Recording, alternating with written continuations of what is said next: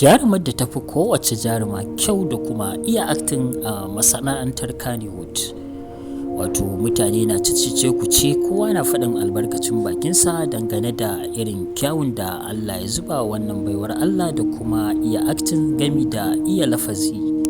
Khadija Bamalli sabuwar jaruma ce a masana'antar kannywood wadda a yanzu tauraronta yake haskawa.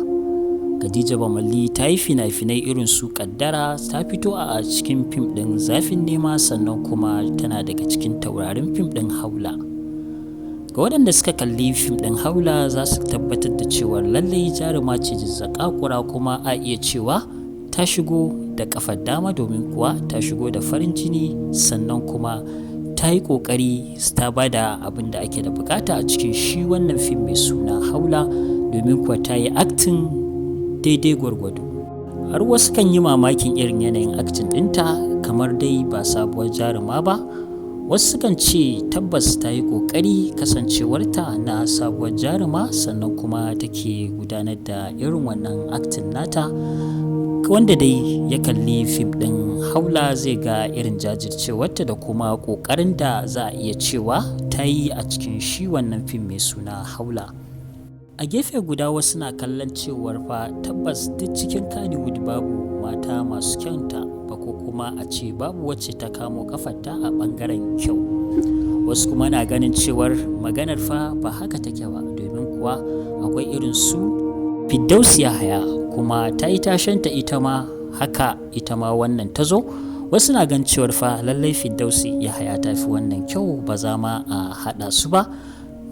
Ma a ɓangaren acting ba da irin fina-finai da ita wato Firdausi Yahaya ta yi a cikin kannywood, sannan akwai irin su Garwashi da dai sauransu, wanda musamman a Garwashi mutane sukan cewa ai Firdausi Yahaya ta kece sa'a, domin kuwa ta ba da acting kala-kala, tausayi da duk wani abu ake bukata a gurin jarumar da za ta yi irin wannan acting. Tabbas wasu na ganin cewar Firdausi Yahaya ta yi wannan aktin ɗin, kuma ta ba da abin da ake da bukata a cikin wannan fim ɗin.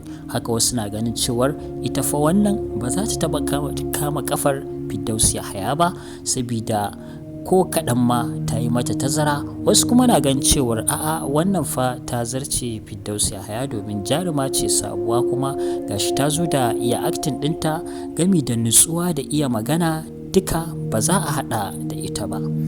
Ita dai wannan jaruma ta yi fina-finai ba masu yawa ba, kasancewar sabuwar jaruma ce a yanzu ne tauraron take haskawa. A gefe guda fa na ganin cewar Kisi Shema ta zarce ita wannan jaruma da ake ta kodawa, domin wasu na ganin cewar fa ko kallon fim din Haula kai zaka tabbatar da cewar Kisi Shema ita ce za a iya cewa zakakura kuma lamba ɗaya a ɓangaren iya aktin a wannan fim ɗin, domin wasu na ganin cewar fa irin aktin ɗin da ita wato Kisi Shema ta yi ko kaɗan wannan ba za ta iya shi ba, domin kuwa na gaba ya gaba. Haka ma wasu na ganin cewar su fa Kisi Shema ta fi burge su, sannan su suna ganin cewa ma ta fi wannan kyau da komai a cikin wato wannan fim ɗin da ake kira Haula. Ga wanda ya kalli fim ɗin Haula dai zai ga dukkaninsu 'yan takara ne ga saurayi ɗaya. Wasu na ganin cewar ai Kisi Shema ita ce tafi dacewa da wannan saurayi, domin kuwa ita ce tun asali suke soyayya kafin shigowar wannan. A yayin da kuma wasu ke ganin cewar ai wannan ita ce tafi cancanta da shi, domin kuwa ita Bilkisu Shema ta yi wasa da wato damarta, domin kuwa ta nuna izza a ɓangaren soyayya. Hasali ma ta yi abin da ya kamata a ce tuntuni ma ya rabu da ita, amma yana tare da ita, kwatsam sai wannan ta bullo, wanda suke ganin cewar wannan din ita ce za ta ba shi kulawa, musamman in ya aure ta a matsayin matarsa a cikin dai wannan fim din na Haula. Wanda ya kalli fim din Haula zai ga irin dambarwa da ta taɓarza da aka yi tsakanin wato ita wannan Khadija Ali da kuma wato abokiyar takararta Bilkisu Shema.